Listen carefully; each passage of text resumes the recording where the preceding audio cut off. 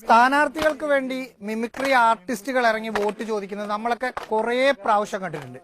പക്ഷെ സ്ഥാനാർത്ഥി തന്നെ തിലകനായി, മമ്മൂക്കയായി, ജനാർദ്ദനായി, കലാഭവൻ മണിയായി ഓരോ വീട്ടിന്റെ വാതിൽക്കലും പോയി വോട്ട് ചോദിക്കുന്നത് ഇതിനു മുമ്പ് കണ്ടിട്ടുണ്ടാവില്ല. അതൊന്ന് കാണാം. ചലക്കുടി ചന്തയ്ക്ക് പോകുമ്പോ ചന്ദന ചോപ്പുള്ള മീങ്കാരി പെണ്ണിനെ കണ്ടേ ഞാൻ. സരോനിച്ചിക്ക് എന്നെ മനസ്സിലായോ? ഞാൻ നിങ്ങളുടെ സ്വന്തം രദീപ് പാലേരി. ഓക്കെ, ഞാൻ ഈ 17ാം വാർഡിൽ മത്സരിക്കാൻ പോവുക. എന്റെ തെരഞ്ഞെടുപ്പ് ചിഹ്നം ഏതാണെന്നറിയോ നിങ്ങൾക്ക്? ഏതാ? കോണി ചിഹ്നമാണ്. കറക്റ്റ്. സീറ്റ് ഉറപ്പിച്ചു കഴിഞ്ഞാൽ പിന്നെ വോട്ടർമാരുടെ മനസ്സിൽ കയറിയേ പറ്റൂ. അതിനുവേണ്ടി പഠിച്ച പണി 18 എടുക്കും സ്ഥാനാർത്ഥികൾ.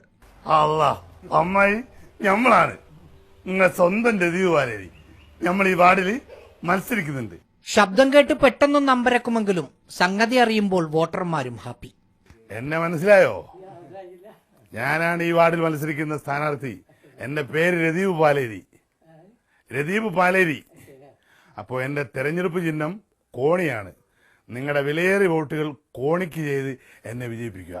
സ്ഥാനാർത്ഥി ഇങ്ങനെയാണെങ്കിൽ എത്ര വട്ടം വേണമെങ്കിലും വോട്ട് ചോദിച്ചു വന്നോട്ടെ എന്ന് പറയുന്നിടത്ത് എത്തി കുട്ടികൾ. ഇറങ്ങി വാ. എന്നെ മനസ്സിലായോ മിസ്റ്റർ സോമൻ? മനസ്സിലായി. എന്തിനാണ് ഞാൻ വന്നതെന്നുള്ള കാര്യം മനസ്സിലായോ? വിജയിപ്പിക്കും ഞങ്ങള്. ഉറപ്പാണോ? വീട്ടിൽ കയറി വോട്ട് ചോദിക്കുമ്പോൾ മാത്രമല്ല, വഴി സൈഡിൽ ഇരിക്കുന്നവരോടും മിമിക്രി ഇറക്കിയാണ് വോട്ടുറപ്പിക്കൽ.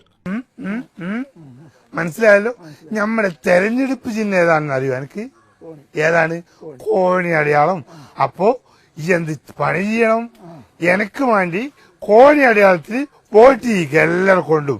മനസ്സിലായോ? പഹയ 17ാം വാർഡ് എന്നാൽ UDFന് ബാലികേറാമലയാണ്.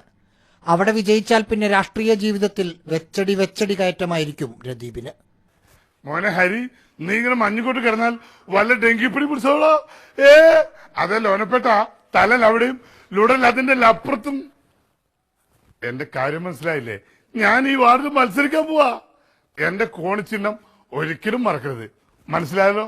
അത് പിന്നെ എൻ്റെ ഒരു പ്രൊഫഷനാണ് മിമിക്രി. ഞാൻ അറിയപ്പെടുന്നത് മിമിക്രി ആർട്ടിസ്റ്റ് ആയിട്ടാണ്, ഒരു പൊളിറ്റീഷ്യനായിട്ടല്ല, ഒരു വാർഡ് മെമ്പറായിട്ടും അങ്ങനെയൊന്നുമല്ല.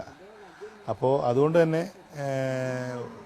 എൻ്റെ കഴിവുകളിലൂടെ ആളുകളെ ക്ഷണിക്കുകയും അവരുടെ വോട്ട് അഭ്യർത്ഥിക്കുകയും ചെയ്യുമ്പോൾ ഒരു വ്യത്യസ്തമായിക്കോട്ടെ എന്ന് വിചാരിച്ചുകൊണ്ടാണ് അങ്ങനെ ചെയ്തത്.